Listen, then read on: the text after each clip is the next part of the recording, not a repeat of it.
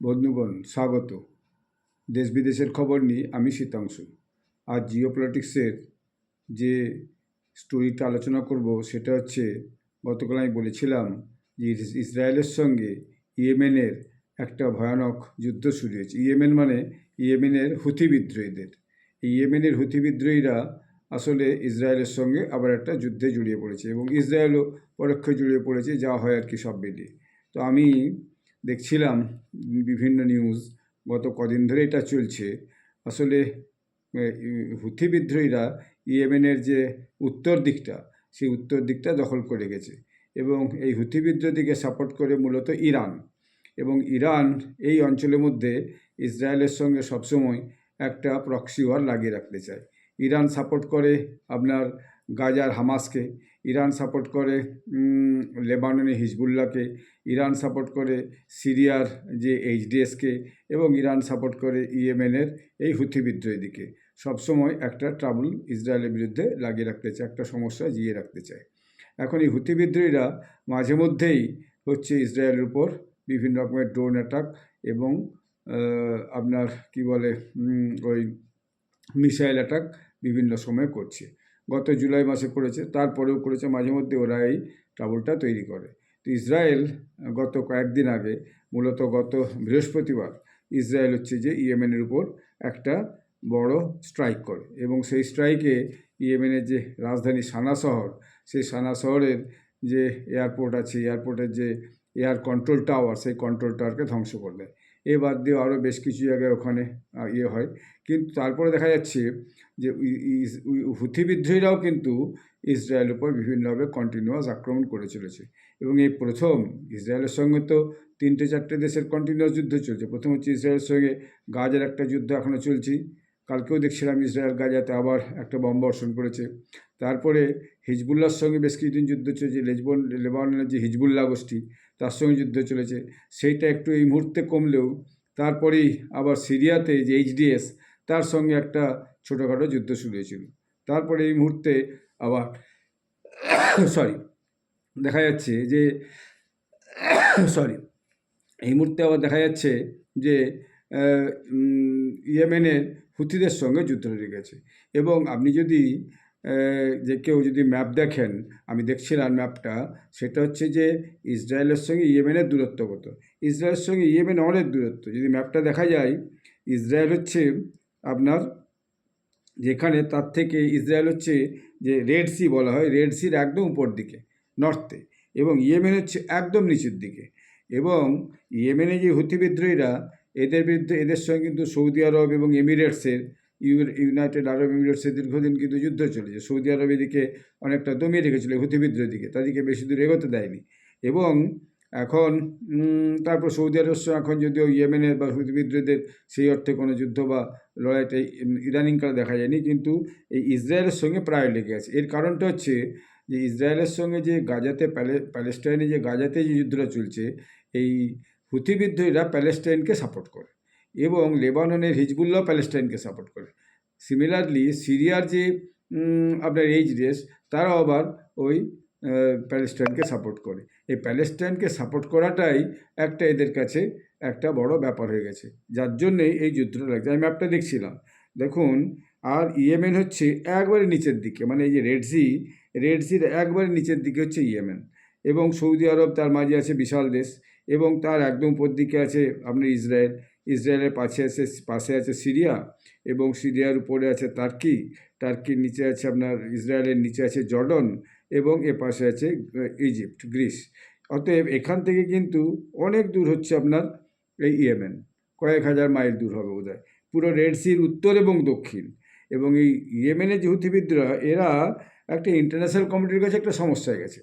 এই কারণে সমস্যা হয়ে গেছে যে এই রেড সিটা হচ্ছে যে জাহাজ চলাচলের জন্য একটা খুব ব্যস্ত রাস্তা, এবং এই ব্যস্ত রাস্তা দিয়ে জাহাজ চলাচল যে করে, এই জাহাজের উপর প্রায়শই এই হুথি বিদ্রোহীরা বিভিন্ন আক্রমণ করে, এবং মাঝে মাঝে ড্রোন আক্রমণ করে, মিসাইল আক্রমণ করে কার্গো শিপসের উপরে, অর্থাৎ যে সমস্ত মালবাহী জাহাজের উপরে। এবং এইটা পৃথিবীর মধ্যে একটা অন্যতম সমুদ্রপথ, এবং যে সমুদ্রপথ দিয়ে এটা যাতায়াত করে। এবং যে ইয়েমেনের যে নিচের দিকটা, ইয়েমেনের যে একদম নিচের দিকটা, সেইটা যে শহরটা আছে অ্যাডেনের কাছে, এবং এপাশে যে একটা ছোট্ট জায়গা আছে ইরিটিরা।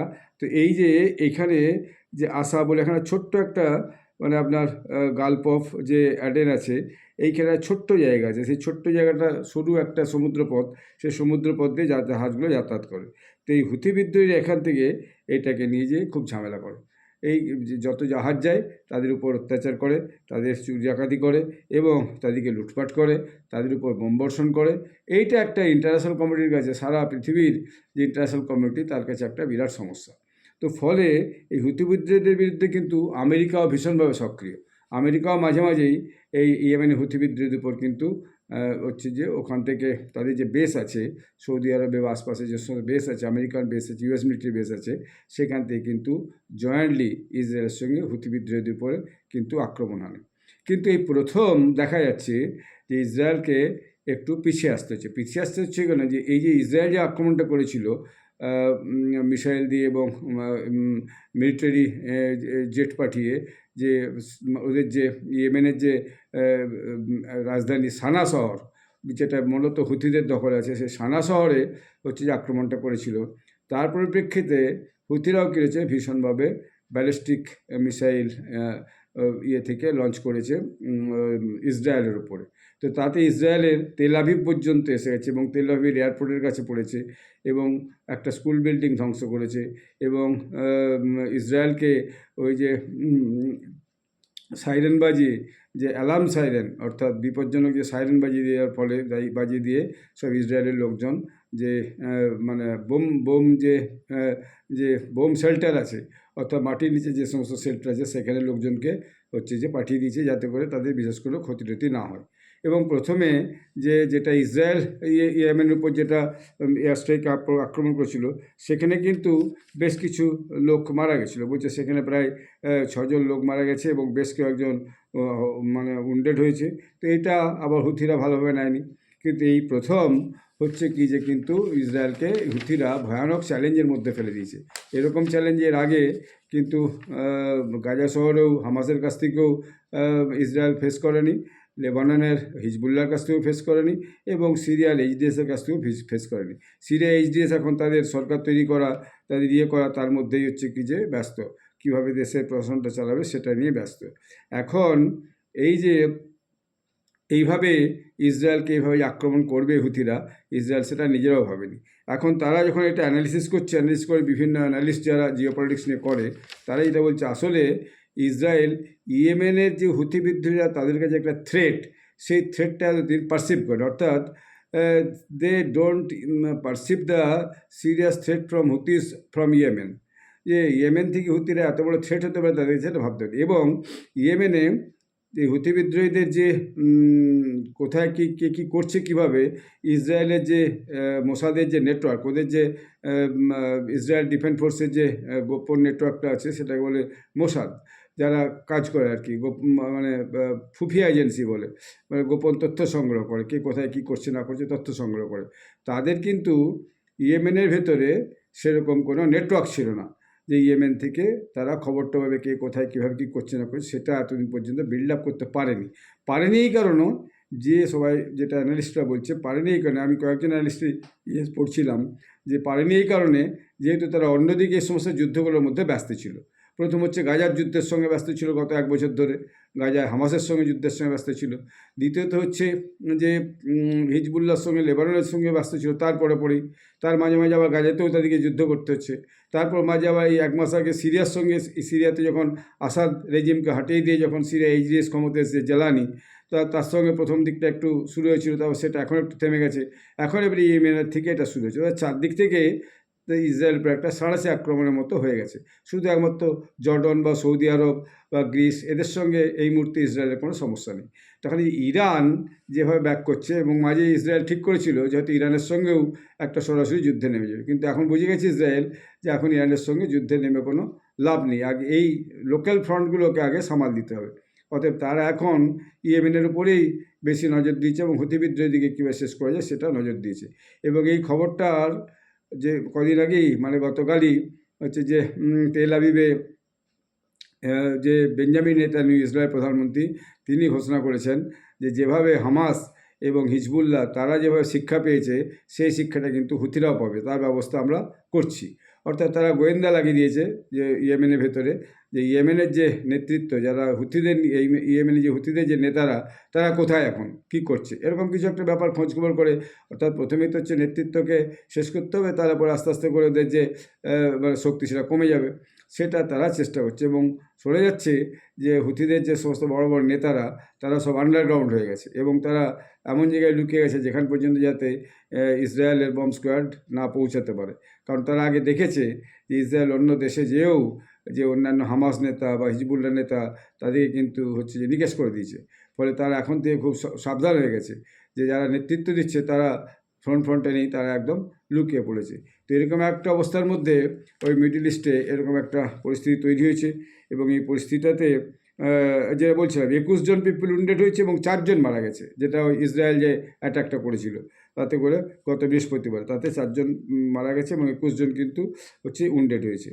এখন এই ইসরায়েল এই 3টে ফ্রন্টে লড়াই করে কীভাবে নিজেদেরকে অস্তিত্ব রক্ষা করবে সেটা একটা ব্যাপার। তবে একটা ইসরায়েলের সুবিধা আছে যে তারা হচ্ছে যে আমেরিকার ভয়ানকভাবে সমর্থন পাচ্ছে, এবং শুধু আমেরিকায় নয়, আশপাশের সমস্ত দেশই, সৌদি আরব, জর্ডন, গ্রিস এবং অন্যান্য দেশগুলো এই হুথিদের এই যে কাজকর্ম, এই যে কার্গো শিপের উপর হামলা, এই ড্রোন নিয়ে বা মিসাইল নিয়ে কার্গো শিপের উপর হচ্ছে যে ইয়ে করা, বোম্বারমেন্ট করে কার্গো শিপকে ডুবিয়ে দেওয়া, এই জাতীয় যে বিভিন্ন সময় ঘটনাগুলো ঘটে, এর জন্য আশপাশে এই দেশগুলো কিন্তু তারা পছন্দ করছে না, কারণ তাদের এটা তো একটা ভয়ানক ব্যবসার রাস্তা। তো ব্যবসার রাস্তাটা যদি বন্ধ হয়ে যায় সেটা সবার কাছেই ক্ষতি। এটা কেউই চাইছে না যে ব্যবসার রাস্তাটা বন্ধ হোক এবং হুথিরা এইভাবে ওই রেড সিতে একটা সবসময় অশান্তি লাগিয়ে রাখুক, যেটা একটা ভয়ানকভাবে বিজনেস রুট, মানে মানে ওয়াটার বিজনেস রুট, জলজাহাজে করে যে মালপত্র যাতায়াত করে, সেটা একটা ভয়ানক বিজি রুট একটা, সেই রুটটাতে এরকম ডিস্টার্ব করে এটা কোনো দেশই চায় না। তো এই যুদ্ধটা এখন লিঙ্গার করবে। আর ইরানের যে পরমাণু কেন্দ্র আছে, সে পরমাণু কেন্দ্রে পরমাণু ওরা তৈরি করেছে কিনা, বা অনেকে বলছে ওরা হয়তো পরমাণু তৈরি করে নিয়েছে, সেই জন্য ইসরায়েল একটু চিন্তাতেও আছে যে এখন ইরানের সঙ্গে তারা সরাসরি যুদ্ধের কথা ভাবছে না বা বলছেও না কোনো কারণে। এখন তারা কনসেন্ট্রেট করছে মূলত এই হুথি বিদ্রোহীদের বিরুদ্ধে, এবং হয়তো আগামী দিনে আরও কয়েকদিনের মধ্যে দেখা যাবে ইসরায়েল আরও বেশ কিছু বড় ধরনের আক্রমণ ইয়েমেনে হুথিদের অর্থাৎ নর্থ ইয়েমেনে করলো। এবং সরকারি যে ইয়েমেনে যে সরকারিভাবে যে আন্তর্জাতিকভাবে স্বীকৃতি যে সরকার, সেই সরকারও হুথিদিকে থামিয়ে রাখতে পারছে না এবং তারা পারবেও না। এবং যদি হুথিরা এইভাবে আক্রমণ করতে তারা চুপচাপ দেখা ছাড়া তাদের কাছে কোনো উপায় নেই, কারণ হুথিরা তাদের থেকে কম অংশে শক্তিশালী নয়। তারা তো অর্ধেকটার অংশ প্রায় দখল করেই রেখে দিয়েছে ইয়েমেনের, বাকি একটা অংশে সরকারিভাবে যেটা চলছে, আন্তর্জাতিকভাবে স্বীকৃত একটা সরকার চলছে, সেটা বলা যায় নামকা অবস্থায় চলছে। তো এই পরিস্থিতিটা ইসরায়েল দিকেও এই মুহূর্তে খুব পজিটিভ নয়। অর্থাৎ ইসরায়েল যে এতদিন পর্যন্ত যুদ্ধ বিভিন্ন দেশের সঙ্গে করে যে একটা সবসময় অগ্রণী ভূমিকা নিয়েছে বা আপার হ্যান্ড নিয়েছে, হুথিদের সঙ্গে এই মুহূর্তে কিন্তু সেটা পারছে না, এবং হুথিদের সঙ্গে তারা সরাসরি একদম লড়াই লেগেছে।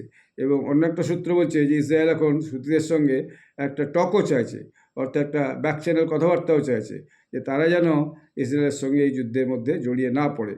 অর্থাৎ একদিকে যুদ্ধ করা, একদিকে ব্যাক চ্যানেল টক করে তাদেরকে থামিয়ে রাখা, এই দুটো পদ্ধতি বোধহয় ইসরায়েল এখন নিতে চলছে এই হুথিদিকে থামিয়ে রাখার জন্য।